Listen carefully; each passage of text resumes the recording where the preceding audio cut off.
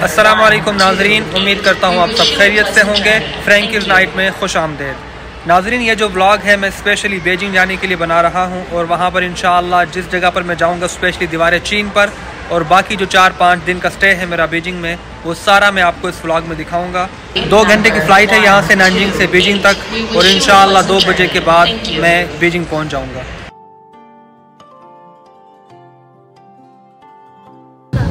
Finally मैं जहाज़ में बैठ चुका हूँ अभी, और थोड़ी ही देर में इंशाअल्लाह फ्लाई कर जाएंगे बीजिंग की तरफ। मेरे साथ आप भी इन बादलों का नज़ारा कीजिए जो तकरीबन 10,000 फुट की बुलंदी पर हैं और बहुत ही कम देखने को मिलते हैं अगर आपकी फ़्लाइट रात को हो तो यहाँ का जो मंज़र है ये भी बहुत खूबसूरत है।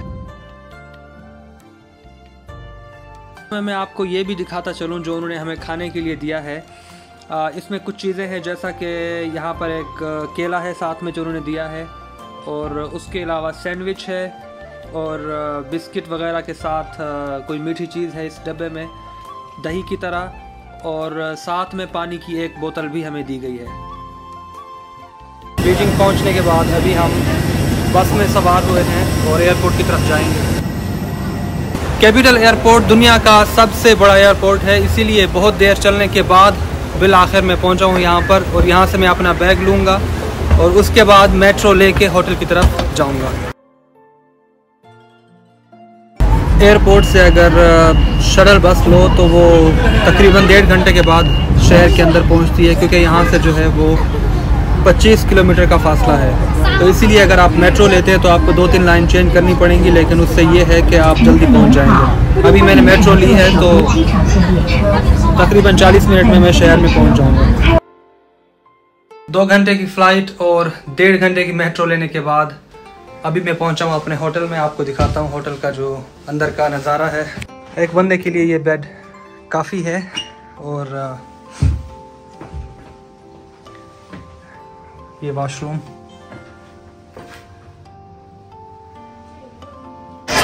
थोड़ा सा रेस्ट करने के बाद मैं निकला हूँ सिटी वॉक पे, और यहाँ पर इतना ज़्यादा लोग हैं कि मैं आपको क्या बताऊँ। अभी गर्मी की छुट्टियाँ हैं, इसीलिए यहाँ पर पूरा लोगों का एक समंदर दिखाई दे रहा है।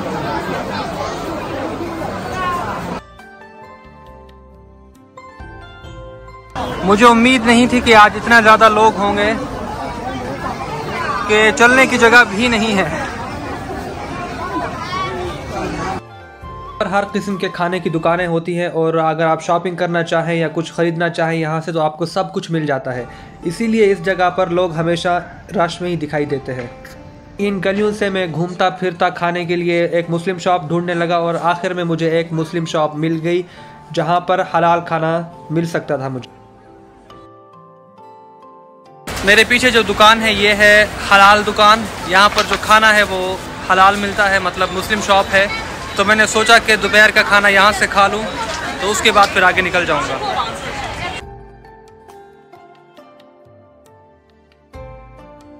हमने जो खाना ऑर्डर किया था वो आ चुका है, और दिखने में भी बहुत लजीज है। मैं आपको दिखाता चलूँ। जो एक चीज़ मुझे जो बहुत ही पसंद है वो है बीफ, जिसे रोटी के अंदर रखा जाता है, साथ में मटन सूप, और उसके अलावा हमने लिया है यहाँ से एक खजूरों के साथ फ्राई किया हुआ यहाँ का जो केक है, चावलों के साथ बनाया जाता है, और उसके अलावा यहाँ पर भी बीफ, आलू और गाजर के साथ, मूंगफली के साथ फ्राई किए हुए श्रिम्प भी। यहाँ का खाना बहुत ही लजीज है, और अगर आपको मौका मिले तो आप आके यहाँ पर सिटी वॉक में इस मुस्लिम शॉप से आप खाना खा सकते हैं। बहुत ही मज़ेदार खाना है यहाँ पर। शाम को मैं फिर निकल गया बीजिंग की गलियों को एंजॉय करने के लिए, और जहाँ पर लोग नाइट वॉक के लिए जाते हैं। और बीजिंग में मेरा जो पहला दिन था वो बहुत अच्छे से गुजरा। ये मेरे दूसरे दिन की डेस्टिनेशन है, और सोचा कि आपको भी दिखा दूँ मैं ये जगह। यहाँ पे सारा जो है ये तियानअनमेन स्क्वायर है। ये चाइना की वो जगह है जहाँ पर हर चीनी बाशिंदा अपनी ज़िंदगी में कम से कम एक बार ज़रूर आता है। यहाँ पर जिस तरह कराची में कायद आज़म की मज़ार है, ये बिल्कुल उसी तरह चाइना का जो फादर है, फाउंडर ऑफ चाइना है, जगह उसकी याद में बनाई गई है यहाँ पर, और यहाँ पर हर दिन सुबह को परचम कुशाई होती है और हज़ारों की तादाद में यहाँ पर लोग जमा होते हैं, तस्वीरें खिंचवाते हैं और इस नज़ारे से महसूस होते हैं। यहाँ पर बहुत ज़्यादा रश है और खड़े होने की इजाज़त नहीं है, आप बस यहाँ से गुज़रते जाओ और यहाँ का जो नज़ारा है वो करते जाओ। दरवाज़ों के साथ जुड़ी एक कहानी मैं आपको सुनाता जाऊं कि ये जो दरवाज़े हैं, जो भी लोग यहाँ से गुज़रते हैं इनको हाथ लगा कर जाते हैं। ये उस बादशाह का महल का दरवाज़ा है जो यहाँ से गुज़रता था और लोगों को पैसे देता था। तो अभी चाइनीज़ में ये कहावत बहुत मशहूर है कि जो भी इस दरवाज़े को हाथ लगा कर यहाँ से गुज़रेगा तो उसके पास दौलत आएगी और वो मालदार हो जाएगा। अगर आप उस साइड पर देखें तो वहाँ पर भी काफ़ी सारे लोग हैं जो अपने बच्चों को और ख़ुद भी इस दरवाज़े को हाथ लगा कर जाते हैं ताकि उनको मुस्तक़बिल में दौलत मिल सके। तो इस गार नुमा टनल से गुज़रते हुए मैं इंपीरियल हॉल की तरफ चला गया, जिसे आप भी अच्छी तरह से देख सकते हैं कि बहुत बड़े महल्लात हैं इसके सामने, सैकड़ों के तादाद में। और वहाँ पर जो हमारा जो टाइमिंग है वो हमारी टाइमिंग दोपहर की है, क्योंकि हमारे पास सुबह को टिकट नहीं थी और शाम को ही हमें टिकट मिली। तो उसके लिए हम दोपहर को ही अंदर जाएंगे। मैं आपको साथ में जो शॉपिंग सेंटर्स हैं वो दिखाता चलूँ। यहाँ पर हर किस्म की खूबसूरत चीज़ें मौजूद होती हैं। जो भी लोग यहाँ पर आते हैं तो वो अपनी याददाश्त के लिए तोहफ़े यहाँ से लेते हैं, जिनमें खूबसूरत पंखे होते हैं और उसके अलावा इनके जो फाउंडर हैं उनकी छोटी सी मूर्तियाँ और उसके साथ बहुत ही खूबसूरत जो घर में रखने के लिए तस्वीरें या इस जगह के जो महल्लात हैं उनके जो मॉडल्स हैं वो यहाँ पर खरीदे और बेचे जाते हैं।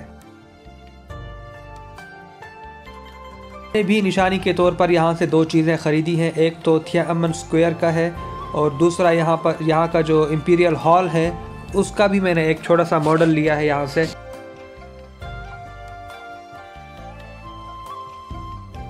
आज का जो मौसम है वो बहुत ही अच्छा है, क्योंकि बीजिंग में आजकल गर्मी है, लेकिन आज की जो सुबह है वो बादलों से बिल्कुल ढकी हुई है और इतना गर्म मौसम नहीं है। उम्मीद करता हूँ कि आज सारा दिन इसी तरह का मौसम रहेगा, क्योंकि लंच करने के लिए हम लोग यहाँ पर आए हैं जो चाइना की बहुत ही मशहूर जगह है रोस्टेड डक के लिए। और यहाँ पर काफ़ी सारे लोग लाइनों में अपनी बारी का इंतज़ार करते हैं। अच्छा हुआ कि हमने पहले ही ये जगह बुक कर ली थी, वरना हमें भी लाइन में लगना पड़ता। छोटी सी कटोरी में हमें एक डेजर्ट मिला, तो आप इसमें देखें, ये एक चीज़ टोफू है और इसके अंदर शहद भी है और साथ में खुईख्वा फूल हैं और एक पत्ता रखा हुआ है इन्होंने फुआफा का। तो इसको टेस्ट करके देखते हैं कैसा है।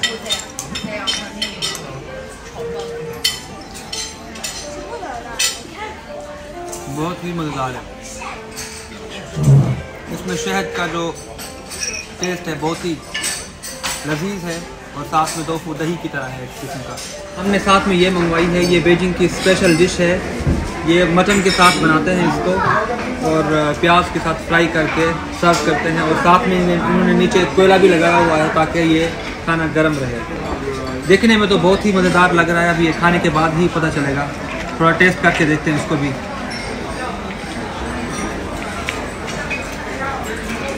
बीजिंग में आने की एक ख़ास बात ये भी है कि यहाँ के जो खाने होते हैं वो बहुत ही मज़ेदार होते हैं। आपको जो पुराने आपने खाने खाए हुए हैं वो सारे आपको भूल जाएंगे। ये जो है बीजिंग की मिठाई है। यहाँ पर आपको बीजिंग की हर छोटी मोटी दुकानों पर सब जगहों पर मिल जाएगी। ये इसको बीजिंग स्ट्रीट फूड भी कहा जाता है। लोग बड़े शौक से खाते हैं और किसी को अगर गिफ्ट देना हो तो इनको पैक करा के भी साथ में ले जाते हैं। आपको मैं दिखाता हूँ यहाँ की जो स्पेशल नूडल्स हैं, जिनके अंदर खीरे, शलजम, मटर और जो दूसरी सब्जियां हैं वो भी डाली जाती हैं। और आखिर में इसके साथ जो स्पेशल सॉस है जो सिर्फ इसी दुकान पर मिलता है वो भी मिक्स करके सर्व किया जाता है। बहुत ही लजीज और बहुत ही शानदार डिश है ये। जो नूडल्स पसंद करते हैं उनको ज़रूर ये ट्राई करनी चाहिए। सॉस है ये सिर्फ आपको इसी दुकान पर मिलेगा। अगर आप इसको लेके जाना चाहते हैं तो वो आप नहीं लेके जा सकते, सिर्फ यहीं पर खा सकते हैं। और जो ख़ास वजह थी हमारी यहाँ पर आने की वो थी यहाँ की रोस्टेड डक की। उसको जो यहाँ का कारीगर होता है बहुत अच्छे तरीके से, अच्छे सलीके के साथ उसको काट कर एक प्लेट में सजा कर रखता है ताकि सर्व की जा सके। आपको मैं दिखाता चलूँ जो इसका कारीगर है कितने अच्छे तरीके से और एक बहुत ही माहिराना अंदाज के साथ इस डक को काट कर छोटे टुकड़ों में एक प्लेट में सजा रहा है। कुछ लोग तो यहाँ पर रोस्टेड डक खाने आते हैं और ज़्यादातर जो है वो सिर्फ ये वीडियोस देखने के लिए और वीडियोस बनाने के लिए यहाँ पे आते हैं, ताकि वीडियोस बना के इनको, ये चाइना में एक बहुत ही मशहूर जगह है, तो इसकी जो वीडियोस होती हैं वो लोग बनाकर सोशल मीडिया पर अपलोड करते हैं। अगर आपने बीजिंग की रोस्टेड डक नहीं खाई तो इसका मतलब है कि आपका बीजिंग आने का कोई फ़ायदा नहीं है। ये आपको मैं दिखाता हूँ यहाँ पर, ये बीजिंग की रोस्टेड डक है जो मैंने आपको पहले भी दिखाई है कि इसको कैसे काटा जाता है। और साथ में ये एक पतली सी छोटी रोटी होती है, इसको रख के इसमें ये डक का थोड़ा सा पीस रख देंगे, साथ में यहाँ से सारे जो मसाले हैं वो ऐड कर देंगे इसमें से थोड़े थोड़े करके इसी तरह, और ये पेस्ट वगैरह भी।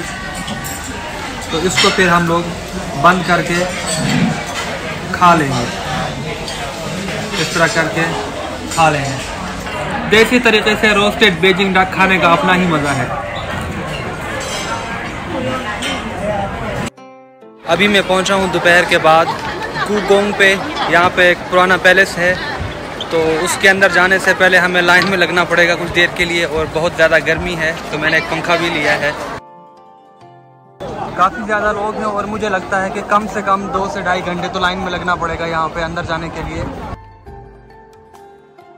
काफ़ी देर लाइन में लगने के बाद मुझे इंपीरियल हॉल में इंटर होने का मौका मिला, और अभी बादल भी जा चुके हैं और बहुत ही शदीद गर्मी है यहाँ पर। और साथ में हमें टूर गाइड के साथ साथ एक हेडफोन भी दिया गया, जहाँ पर जो टूर गाइड है वो हमें यहाँ की तारीख़ और यहाँ के वाक़यात सुनाता रहेगा, बल्कि सुनाती रहेगी, क्योंकि जो टूर गाइड है हमारी वो एक ख़ातून है। और उसके साथ हम लोग इंपीरियल हॉल की तरफ जाने लगे। दरमियान में जो आपको पत्थरों की एक लाइन दिख रही है, ये बहुत ही स्पेशल लाइन है, और यही लाइन पूरे बीजिंग को दरमियान में से तकसीम करती है। ये उस ज़माने में बादशाहों ने बनवाई थी, और इसी लाइन से होते हुए वो इन महल्लात में जाया करते थे। और ये लाइन जो सैकड़ों महल्लात हैं यहाँ के, सबके बीच में से होके जाती है।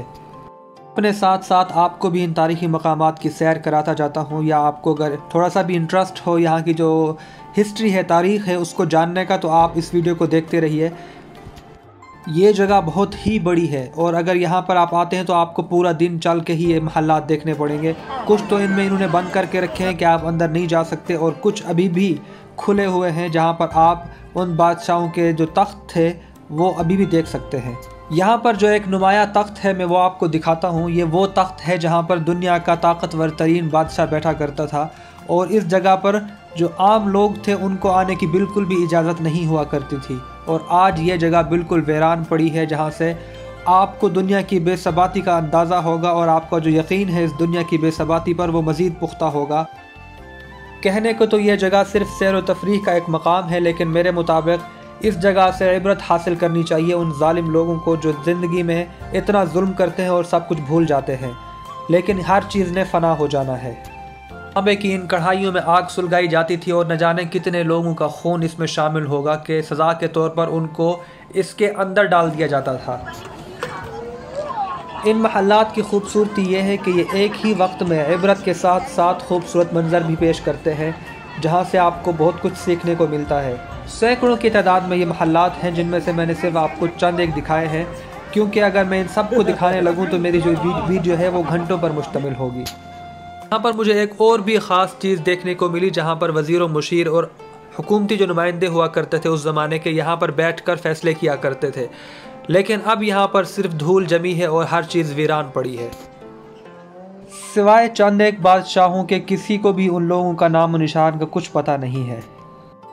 यहाँ की खूबसूरत शाम को एंजॉय करने के लिए मैं साइकिलिंग के लिए आया हूँ, और यहाँ पर काफ़ी सारे लोग और भी आते हैं साइकिलिंग के लिए, स्पेशली शाम के वक्त, और इस जगह को एंजॉय करते हैं। आज बीजिंग में मूसलाधार बारिश है, तो मैंने सोचा कि बाहर आके थोड़ा एंजॉय करता हूँ, और ये जो बारिश है आज की गर्मी को थोड़ा ख़त्म करेगी, और इंशाअल्लाह कल का जो मौसम होगा वो बहुत ही अच्छा होगा। बीजिंग में मेरा आज तीसरा दिन है, और आज की जो मेरी डेस्टिनेशन है वो है युएमिंग। इस जगह पर बहुत से अच्छे और ख़ास मकामात हैं, जिनमें से एक जो मस्जिद शहीद की गई थी यहाँ पर अंग्रेज़ों ने की थी, और उसके अलावा 8 मुल्कों ने मिलकर यहाँ का जो महल था और यहाँ के जो घर थे उनको आग लगा दी थी और जला दिया था। तो मैं आज आपको वो सब दिखाऊंगा। जो टूटी हुई बिल्डिंग्स हैं वो आज तक वैसी ही पड़ी हुई हैं जैसे उन लोगों ने तोड़ के और आग लगा के छोड़ी थी। और वो 8 मुल्क कौन थे जिन्होंने यहाँ पर हमला किया था, वो आपको पूरी वीडियो देखने के बाद पता चल जाएगा। हर जगह की तरह यहाँ पर भी बहुत ज़्यादा रश है और यहाँ भी काफ़ी सारे लोग आए हुए हैं। मौसम की गर्मी को कम करने के लिए मैंने यहाँ से एक कुल्फी ली। इससे पहले कि आप वो टूटे हुए महल्लात और घर देखें, मैं आपको वो महल्लात और वो बागात दिखाता जाऊँ जो कितने खूबसूरत और हसीन थे, जिन्हें बिल्कुल खंडर में तब्दील कर दिया गया। उन 8 मुल्कों में सर फहरिस्त अमेरिका, बरतानिया, फ्रांस, जर्मनी, रूस, जापान, इटली और ऑस्ट्रिया, ये 8 मुल्क शामिल थे। उन सब ने मिलकर यहाँ की जो सारी नवादरात और कीमती चीज़ें थी वो चोरी कर ली और आज भी वो बरतानिया के म्यूज़ियम में रखी हुई हैं, जो उन्होंने वापस नहीं की। और बाकी जो चीज़ नहीं चुरा कर ले जा सकते थे, यहाँ के महल्लात, यहाँ के घर, उन सब को तोड़कर आग लगा दी गई।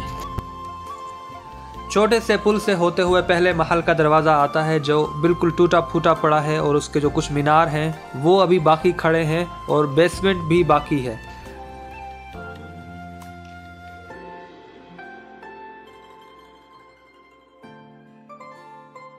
दूसरी जानिब कुछ जो बागात थे और चबूतरे थे वो बिल्कुल भी टूटे फूटे पड़े हैं और उनकी दीवारें भी काली हो चुकी हैं, क्योंकि इनको तोड़ने के बाद आग लगा दी गई थी। आप तस्वीरों में देखें तो आपको ये सही सलामत जो इनकी शक्ल थी वो नज़र आएगी, जो सिर्फ अब इन तस्वीरों की शक्ल में मौजूद है। और हकीकी मानों में यहाँ पर कुछ दीवारें, कुछ पत्थर पड़े हुए हैं और खंडर नुमा चीज़ें अभी बाकी हैं, जो जुल्म की एक दास्तान जहाँ पर रकम की गई थी ये उसको पेश करती हैं। पर बेशबहा कीमत के फवारे भी होते थे जो चाइनीज़ 12 ज़ोडिएक साइन की शक्ल में थे, जिन्हें अंग्रेज़ों ने उनके सर काट कर अपने साथ ले गए और आज भी म्यूज़ियम में ये जानवरों के जो सर हैं वो रखे हुए हैं। और उस फवारे की जगह पर कुछ खंडर नुमा पत्थर हैं और कुछ पानी जो बारिशों की वजह से जमा है यहाँ पर वो मौजूद है, लेकिन उस वक्त की जो नवादरात थी उनमें से कुछ भी अभी यहाँ पर मौजूद नहीं है, सब लूट कर ले जाया गया था यहाँ से। ये एक ऐसी जगह है जहाँ पर मेरा दिल खून के आंसू रो रहा था, क्योंकि ये वो मस्जिद है जो बादशाह ने अपनी बीवी के लिए बनवाई थी और वो मस्जिद भी शहीद कर दी गई थी। उस मस्जिद के कुछ मीनार अभी बाकी खड़े हैं और वो अहाता जो मस्जिद का था वो बिल्कुल उसी तरह है, लेकिन ना तो वो मस्जिद है, ना वो महराब है और ना ही यहाँ पर अब कोई नमाजी होता है। इस जगह को सिर्फ तारीख़ को याद करने के लिए यहाँ पर बंद कर दिया गया है। आप देख सकते हैं लेकिन इस जगह पर अंदर नहीं जा सकते। खंडरात में एक जगह ऐसी भी थी जहाँ पर आप एक पज़ल खेल सकते हैं जो एक गेम की शक्ल में है, जहाँ पर भूल भुलैया हैं और आप इन रास्तों में चले तो जाते हैं लेकिन बड़ी मुश्किल से दरमियान तक पहुँच पाते हैं उस चबूतरे की तरफ, क्योंकि काफ़ी सारी ऐसी जगह है जहाँ पर जाने के बाद रास्ता बंद हो जाता है और आपको फिर से वापस आना पड़ता है। इन भूल भुलैयों में से होते हुए हम आगे की तरफ जाने लगे और आखिर में 3-4 बार कोशिश करने के बाद मैं इसमें कामयाब हो पाया और दरमियान के रास्ते से होता हुआ उस चबूतरे तक जा पहुंचा। मैं इस बात पर हैरान था कि जहां पर सब कुछ तोड़ दिया गया था वहां पे ये चीज़ अभी बाकी कैसे है।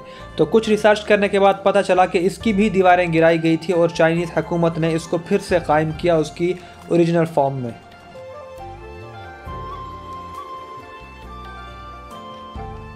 से ठंडा ठार शरबत लिया मैंने सब्ज़ दाल का, जो गर्मी की शिद्दत को कम करता है, और उसके बाद फिर से लाइन में लग गया क्योंकि हमें कश्ती पर सवार होकर दरिया के दूसरे किनारे पर जाना था जहां से हम लोगों ने वापसी पे जाना है। तो ये जो कश्ती का सफ़र है बहुत ही मज़ेदार है, मैं आपको दिखाता जाता हूँ ये सफ़र। सब्र टूटा खुदा खुदा करके और हमारी कश्ती भी आन पहुँची। कश्ती पर सवार होने के लिए मैं सबसे आखिर में जाकर बैठा वहाँ पे, क्योंकि वीडियो अगर बनानी चाहो तो अच्छे से बनती है। काफ़ी सारे लोग थे इस बड़ी कश्ती में और हम दोनों किनारों को एंजॉय करते हुए कश्ती में सवार हो गए। कश्तियों के बहुत सफ़र किए हैं और यकीनन ये मेरा कश्तियों के सफ़र में से एक यादगार सफ़र ज़रूर होगा, क्योंकि ये दरिया इतना खूबसूरत है कि अगर आप यहाँ पर आते हो बीजिंग में तो आपको ज़रूर इस दरिया पर आना चाहिए। और हम यहाँ से एक छोटी कश्ती लेंगे क्योंकि आगे जो दरिया का रास्ता है आप देखें तो वो बहुत ही चौड़ा रास्ता नहीं है, तो हमें छोटी सी कश्ती पर जिसमें 8 से 10 लोग बैठ सकते हैं उसी पर सवार होके इन रास्तों से गुज़रना है। इस दरिया की एक ख़ास बात यह भी है कि दोनों तरफ से कमल के जो हैं लाखों फूल खिले हुए हैं। सुन रखा होगा कि कमल का जो फूल है वो कीचड़ में उगता है और यहाँ पर आपने पानी में उगे हुए कमल के फूल भी देख सकते हैं। बल खाते इस दरिया के मनाजिर को अपनी याददाश्त में महफूज करते हुए हम थोड़ी ही देर में दरिया के दूसरे किनारे पर पहुंच गए, जहां से हमें उतरकर पुल क्रॉस करके नॉर्थ गेट पर जाना है और उस गेट से हमने मेट्रो लेकर आगे अपनी तीसरी डेस्टिनेशन पर जाएंगे। अभी बीजिंग सिटी से हम लोग रवाना हुए हैं दीवार चीन के लिए, क्योंकि वहाँ पर जाने के लिए जो ट्रेन जाती है उसकी टिकटें ख़त्म हो गई हैं, क्योंकि आजकल लोग बहुत ज़्यादा हैं तो टिकटें नहीं मिलती। इसीलिए मैंने फिर यहाँ से एक बस ली और ये बस 1 घंटे के बाद या 1 घंटा सवा 1 घंटे के बाद हमें दीवार चीन तक पहुँचाएगी और उसके बाद हमारा दीवार चीन का सफ़र शुरू होगा।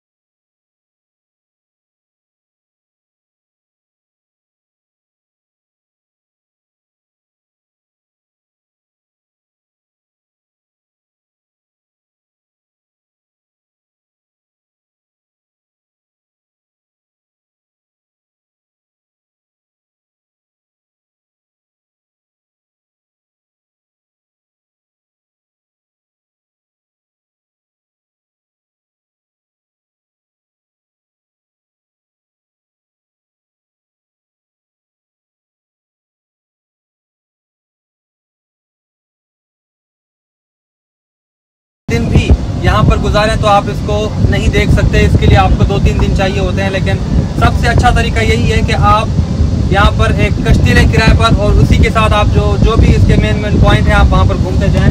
मेरे पीछे बिल्कुल देखें आप, तो यहाँ पर भी कुछ महल्लात हैं उन बादशाहों के, और साथ में उनके पीछे पहाड़, और पहाड़ों के उस साइड पे आपको, अगर आप उस साइड पे जाना चाहें तो वहाँ पर दीवार चीन है, और उसके साथ ही दूसरे जो यहाँ पर पार्क्स वगैरह हैं वो सारे आप घूम सकते हैं। लेकिन एक दिन में नहीं, उसके लिए आपको कम से कम बीजिंग के अंदर 1 हफ्ता गुजारना पड़ेगा। और इस साइड पे भी छोटे मोटे महल्लात हैं, लेकिन आप अगर क्योंकि कश्ती पे अगर आए हैं तो कोशिश करें कि ऐसी जगह पर जाएं जहाँ पे आपको एक साथ बहुत कुछ देखने को मिले। मेरे अगर आप इस साइड पे देखें तो हम अभी सीधा जाएंगे यहाँ पे, इन महल्लात से होते हुए इस साइड से छोटा ब्रिज को क्रॉस करके फिर वापसी की तरफ निकल जाएंगे। समर पैलेस में सबसे खूबसूरत ये वो मकाम है जहाँ पर एक पगोड़ा बना हुआ है पहाड़ों के बिल्कुल बीच, और दोनों तरफ दीवारें हैं इसके ऊपर जाने के लिए, किला की दीवारें जिस तरह हुआ करती हैं। चाइना की ये जो खूबसूरती है दरियाओं की, पहाड़ों की, ये मुझे हमेशा याद रहेगी। सुबह को दीवारें चीन और फिर समर पैलेस के बाद मैं यहाँ पर रात को आया हूँ एक ऐसी जगह पर जहाँ पर बीजिंग की बहुत ही मशहूर और लजीज मिठाइयाँ बनाई जाती हैं। जो लोग भी बीजिंग आते हैं वो यहाँ से आकर मिठाइयाँ ज़रूर ख़रीदते हैं अपने अहबाब के लिए, क्योंकि यहाँ पर जो गिफ्ट पैक हैं वो बहुत अच्छे अंदाज में बनाए जाते हैं। ये आपको दिख रहे हैं, यहाँ से आप अपनी मर्ज़ी की मिठाई सेलेक्ट कर सकते हैं और पैक करवा सकते हैं।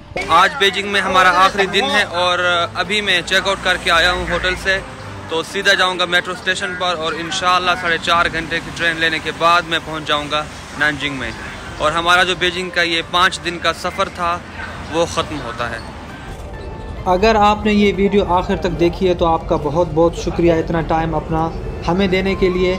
और अगर आपको ये वीडियो अच्छी लगी हो और आपने अभी तक हमारा चैनल सब्सक्राइब नहीं किया तो सब्सक्राइब ज़रूर कर लें। और अगर आपकी कोई राय हो या आप कोई मशवरा देना चाहते हैं तो आप कमेंट में ज़रूर बता सकते हैं, इंशाअल्लाह आपको जवाब दिया जाएगा।